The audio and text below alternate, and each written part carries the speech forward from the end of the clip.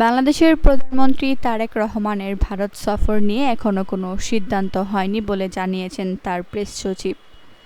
এর আগে ভারতীয় গণমাধ্যমে আগামী ২৩ থেকে ২৫ আগস্ট তারেক রহমান দিল্লি সফর করবেন বলে প্রতিবেদন প্রকাশ করা হয়।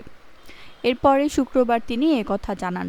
ফেব্রুয়ারির নির্বাচনে জিতে ক্ষমতায় আসার পর বিএনপির নতুন সরকারের প্রধানমন্ত্রী তারেক রহমানের প্রথম দিল্লি সফর নিয়ে প্রতিবেশী দুই দেশের মধ্যে কয়েক সপ্তাহ ধরে আলোচনা চলছে।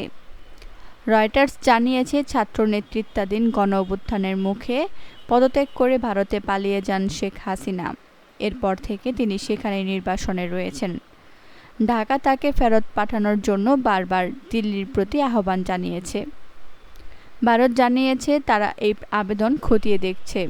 তারেক রহমানের প্রেস সচিব এম সালে রয়টার্সকে বলেন, সফরের বিষয়ে এখনো কোনো চূড়ান্ত সিদ্ধান্ত নেওয়া হয়নি।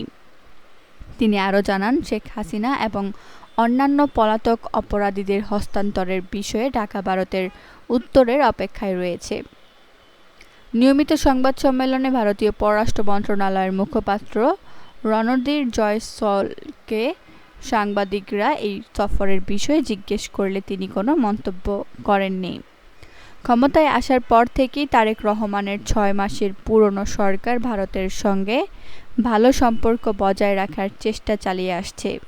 তবে গত সপ্তাহে শেখ হাসিনা সাংবাদিকদের উদ্দেশ্যে বক্তব্য দেওয়ার পর ঢাকা এর তীব্র নিন্দা জানায় এবং সফরের জন্য আরও অনুকূল কূটনৈতিক পরিবেশের প্রয়োজনীয়তার কথা ইঙ্গিত করে।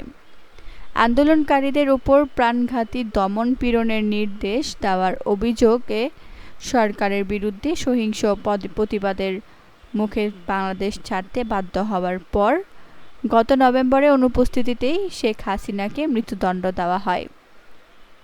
তিনি অবশ্য এসব অভিযোগ অস্বীকার করে রাজনৈতিক উদ্দেশ্য প্রণোদিত বলে দাবি করেছেন। সাংবাদিকদের তিনি বলেছেন, আগামী ডিসেম্বরে তিনি নিজ দেশে ফিরে আসবেন।